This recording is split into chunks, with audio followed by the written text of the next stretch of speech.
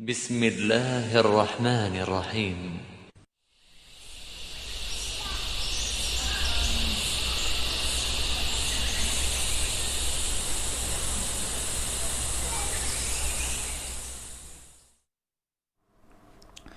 Bismillahirrahmanirrahim. Assalamualaikum warahmatullahi wabarakatuh. Alhamdulillahilladzi an'ama alaina bi ni'matil Islam wal iman. Asyhadu an la ilaha illallah wahdahu la syarikalah wa asyhadu anna Muhammadan abduhu wa rasuluhu wa safiyyuhu wa khaliluh.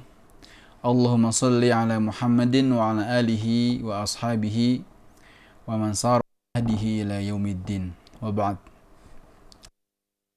Alhamdulillah, ikhwati al-ahibba,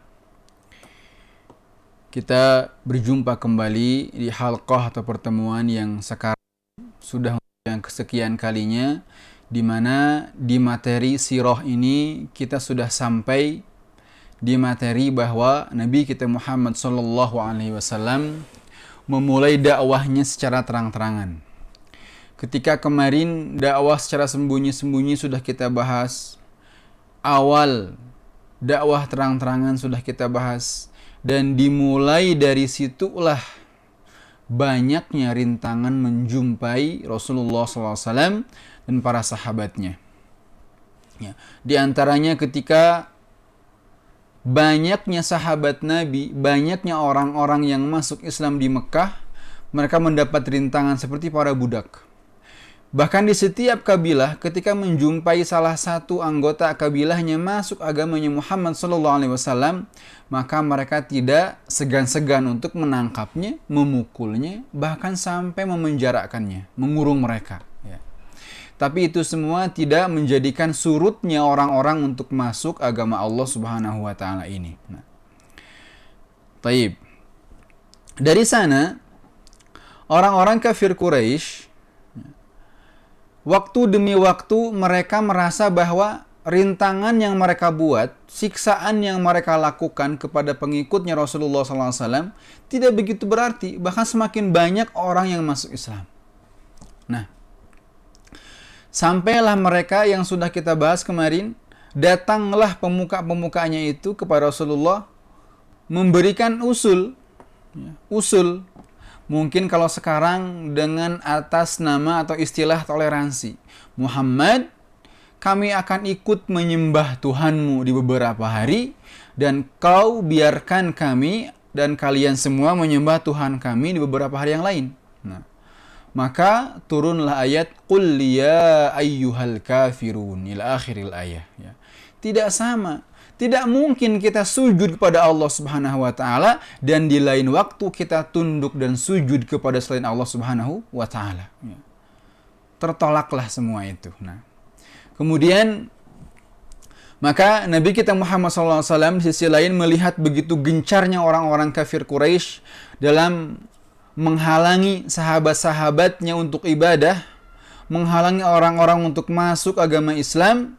Maka Nabi memerintahkan beberapa orang untuk hijrah pertama kali ke Habasyah. Nah, jadi dalam Islam hijrah itu ada 3 kali.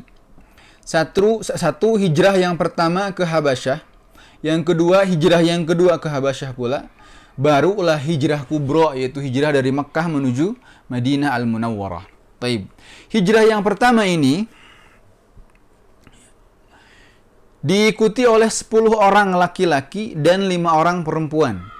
Di antara mereka ada sahabat yang mulia Utsman bin Affan dan putri baginda Rasulullah SAW, yaitu Ruqayyah binti Rasulullah SAW. Berangkat mereka menuju Habasyah. Kurang lebih selama sekitar 3 bulanan di sana, sampai akhirnya mereka kembali ke Mekkah. Nah, taib. Ikhwati fillah, dari 10 orang laki-laki dan 5 orang akhwat atau perempuan yang berangkat tadi, ya, bagaimana dengan sahabat-sahabat yang lainnya? Tetap tinggal di Mekah. Karena orang-orang kafir Quraisy tidak membiarkan salah satu di antara pengikut Muhammad SAW keluar dari Mekah. Lantas siapa mereka? Mungkin mereka satu orang-orang yang memiliki jabatan di kabilahnya, sehingga ada perlindungan untuk bisa keluar dari Mekah. Yang kedua, atau orang-orang yang sembunyi-sembunyi keluarnya, sehingga bisa pergi dari Mekah. Nah, terjadilah hijrah tadi, 15 orang, 10 laki-laki dan 5 perempuan. Di antaranya ada Utsman bin Affan dan istrinya putri Nabi Ruqayyah binti Rasulullah sallallahu alaihi wasallam. Nah, taibna. Tidak lama setelah itu, kira-kira di tahun kelima,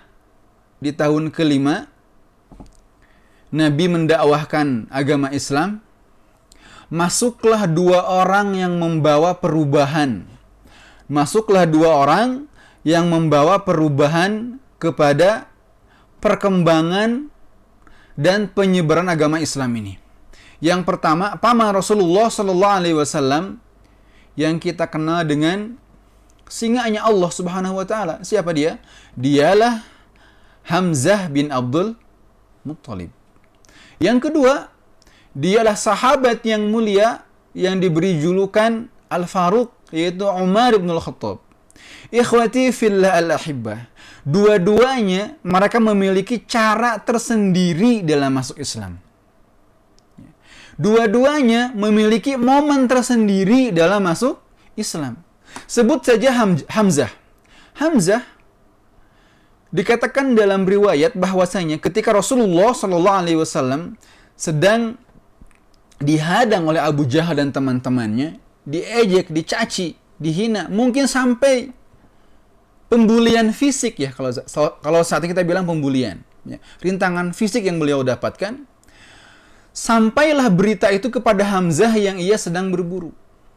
Maka Hamzah berangkat menuju Mekah, kemudian menghadang Abu Jahal, dan dia katakan, kenapa engkau cela keponakanku, cela saudaraku? Kata orang kafir, bukankah ia telah mendakwahkan agama yang baru, wahai Hamzah? Kata Hamzah, fa'ana ala dinihi, atau fa'ana ala dini ibnu akhi.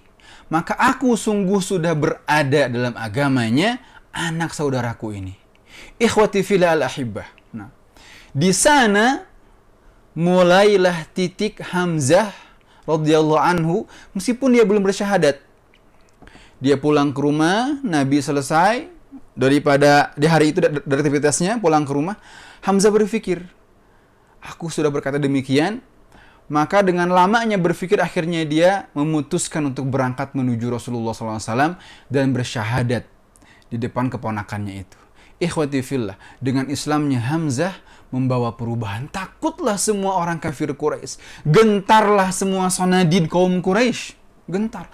Hamzah panglima mereka masuk Islam. Masya Allah ya. Ditambah lagi di tahun yang sama, Islamnya Umar bin Khattab. Umar bin Khattab.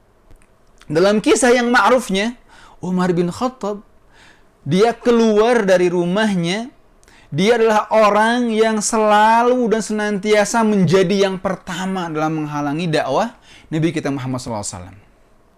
Di masa jahiliyahnya.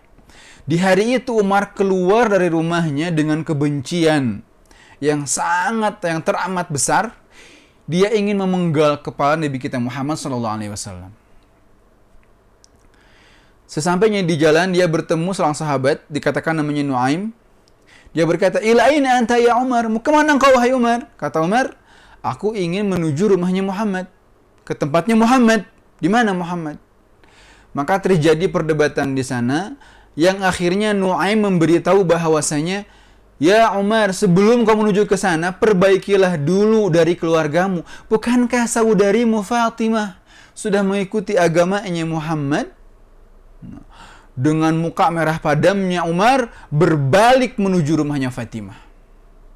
Akan tetapi ikhwati fillah al-ahibbah, justru di sanalah Umar bin Khattab mendapatkan hidayahnya.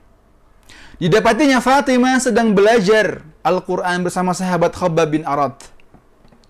Umar masuk mendobrak pintunya, diceritakan bagaimana suaminya Fatimah diinjak-injak dan dipukul, sampai Fatimah pun, adiknya Umar bin Khattab, terkena damprat pukulannya sampai terluka di dahinya. Dan di sanalah Umar merasa kasihan melihat adiknya. Akhirnya kata Umar, apa yang kalian baca? Sini aku mau lihat. Kata adiknya, jangan, engkau itu najis, kotor, kafir, kata adiknya. Pergilah engkau sana mandi. Umar menurut, mandi. Kemudian, sini kata Umar. Nanti duduk. Akhirnya diberikan dan dibaca. Awal pertama yang ia baca, Bismillahirrahmanirrahim. Toha. Nah, dari sanalah Umar melihat bahwasanya belum pernah dia mendengar kalimat seindah ini.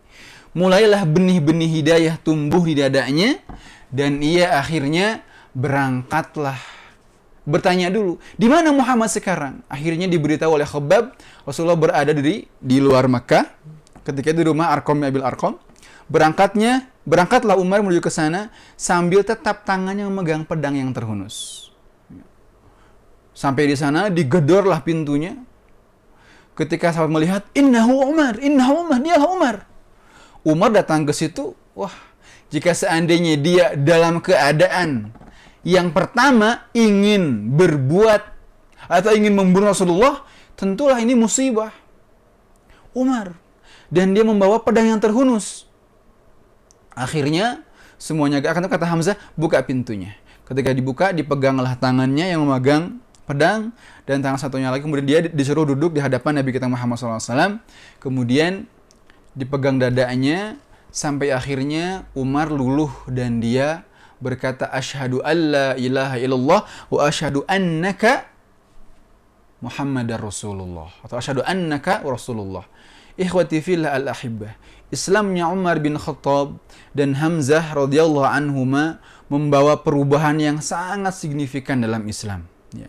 Yang ketika itu bahwasanya ketika di mana Islamnya dua orang ini, umat Islam baru berjumlah sekitar 40 orang laki dan 11 perempuan. Tapi dengan masuknya dua orang tadi, maka umat Islam untuk senantiasa tenang dalam ibadahnya, senantiasa nyaman dalam ibadahnya, karena dua orang yang luar biasa yang membawa perubahannya sudah masuk Islam, membela agama Allah Subhanahu wa taala. Ikhwati fillah al-ahibbah. Nah, poinnya di sini adalah pelajari sejarah, jadikanlah ia sebagai ibrah. Pelajari sejarah di sini di mana bahwasanya setiap orang bisa menjadi pelaku sejarah. Setiap orang bisa menjadi pembela agama ini. Tidak kita bilang itu di zamannya Umar, di zamannya Rasulullah masih mendakwakan agama Islam. Tidak, ikhwati fillah. Di saat ini begitu banyak orang-orang yang merongrong ingin menghancurkan agama Allah, maka tugas kita membela agama Allah sekarang. Jadilah pelaku-pelaku sejarah, mungkin 20, 30, 50 tahun ke depan, nama kita akan terukir sebagai seorang mujaddid, orang yang membela agama Allah, membela agama Rasulullah Sallallahu Alaihi Wasallam. Ya. Mudah-mudahan itu yang terus saya sampaikan dapat membuat kita lebih dekat dengan Allah Subhanahu wa taala, membuat kita menjadi umat Rasulullah SAW yang senantiasa mengetahui sirahnya beliau untuk menambah keimanan kita kepada Allah Subhanahu wa taala. Subhanaka Allahumma wa bihamdika asyhadu an la ilaha illa anta astaghfiruka wa atubu ilaik. Wassalamualaikum warahmatullahi wabarakatuh.